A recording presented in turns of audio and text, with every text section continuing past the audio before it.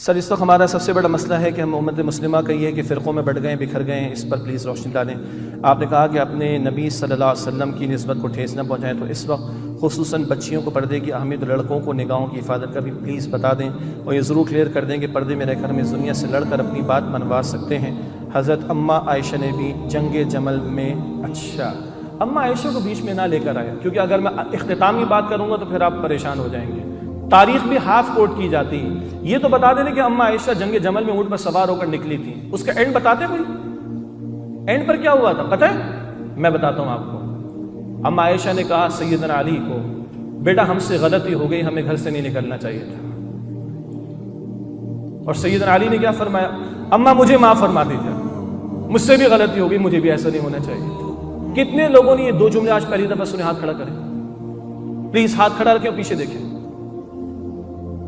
یہ جو ظلم ہمارے ساتھ ہو رہا ہے، ہم اختلافات پیدا کرنے کے لیے، تفرقہ پیدا کرنے کے لیے اور اپنی چاہتوں کے لیے تو دلیلیں نکال کر لے کر آتے ہیں اور آؤٹ آف ریفرنس کوٹ کرتے ہیں۔ اماں عائشہ کا جنگ جمل کا واقعہ تو پیش کرتے ہیں، اس کے علاوہ یہ کیوں نہیں بتاتے کہ صحابہ جیسی عظیم اور پاکیزہ ہستیاں اماں عائشہ سے پردے میں رہ کے سوال کرتے تھے، ہاں یا نا؟ یہ کیوں نہیں بتاتے؟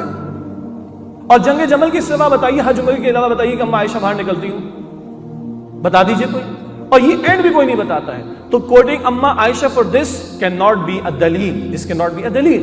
بہرحال میں کو ایجوکیشن پہ ڈیبیٹ نہیں کر رہا، وہ پھر کسی اور موقع پر بات کریں گے۔ یہ بھی بات کرنے کی ضرورت ہے کہ لڑکیوں کو کون سے پروفیشن میں جانا چاہیے۔ دنیا میں کوئی دنیا چھوڑیں، پاکستان میں کوئی ادارہ بتائیے جو ماں بننا سکھاتا ہو، جو اصل کام ہے ایک عورت کا، بیوی بننا سکھاتا ہو، جو اصل کام ہے ایک عورت کا۔ چیک کیجئے گا، مجھے کوئی ادارہ اگر آپ بتا دیں گے تو مجھے سہولت ہو جائے گی کہ میں بھی اپنی بیٹیوں کو وہاں سے تعلیم دلوا سکوں کہ ماں کیسے بنایا جاتا ہے کسی بچے کو، ماں بننے کی تربیت کیسے دی جاتی ہے۔ نیپولین کہتا ہے تو اچھا لگتا ہے، مولوی صاحب کہتے ہیں تو برا لگتا ہے۔ نیپولین کیا کہتا ہے؟ تو مجھے بہترین مائیں دو، میں تمہیں بہترین قوم دینے کو تیار ہوں۔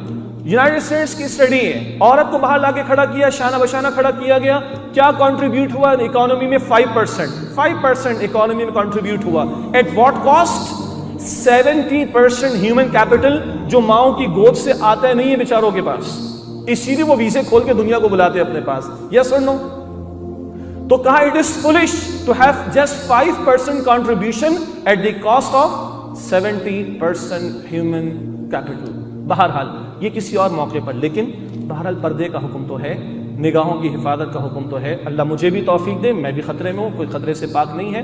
لڑکوں کے لیے کہا گیا بتائیں تو بالکل بتائیں گے۔ قرآن پڑھیے سورہ نور آیت نمبر 30، مردوں کو بھی نگاہوں کو نیچے رکھنے کا حکم۔ قرآن پڑھیے سورہ نور آیت نمبر 31، عورتوں کو بھی نگاہوں کو نیچے رکھنے کی تلقین۔ اس میں کچھ تفصیل اس کا موقع نہیں ہے، اور حدیث میں ہے کہ نظر، بری نظر، بد نگاہی، یہ شیطان کے زہر میں بجھے ہوئے تیروں میں سے ایک تیر ہے، اور یہاں سے آغاز ہوتا ہے، پھر معاملہ آخر تک جاتا ہے۔ حجاب کے احکامات قرآن میں ہیں، ہماری بہت سی بہنیں بیٹیاں ماشاءاللہ نقاب میں ہیں، یہ پراپر حجاب ہے۔ البتہ کسی بہن نے سر کو کور کیا ہوا ہے، میں اپریشیٹ کروں گا، چادر لی ہوئی میں اپریشیٹ کروں گا، اور دعا کروں گا اللہ اور اس کو آگے بڑھائے، اور فاطمہ الزہرا کی بھی حیا کو سامنے رکھنے کی توفیق دے۔ اب فاطمہ الزہرا نے فرمایا کہ میرا جنازہ بھی اٹھانا تو رات کی تاریکی میں اٹھانا، اور جب حیا فاطمہ الزہرا کی ہو تو پھر گود میں حسن اور حسین پیدا ہوتے ہیں رضی اللہ تعالی عنہما، اور اللہ اس امت کے جوانوں کو سیدنا عثمان کی حیا بھی عطا فرمائے۔ اور رسول اللہ کی حیا کیسی تھی؟ صحابہ کرام فرماتے ہیں کہ رسول اللہ علیہ السلام ایک قواری پردہ کرنے والی لڑکی سے بھی زیادہ حیا کرنے والے تھے۔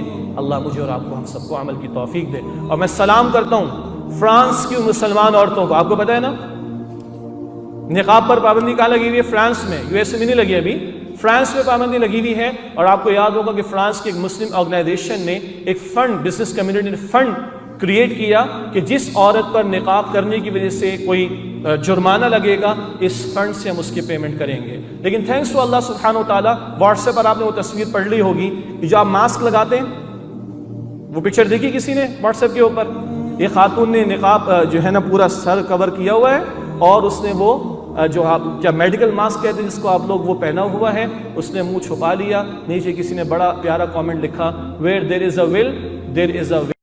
دین کی بات پھیلانا صدقہ جاریہ ہے، ثواب کی نیت سے ویڈیو کو شیئر ضرور کیجیے۔ جزاک اللہ۔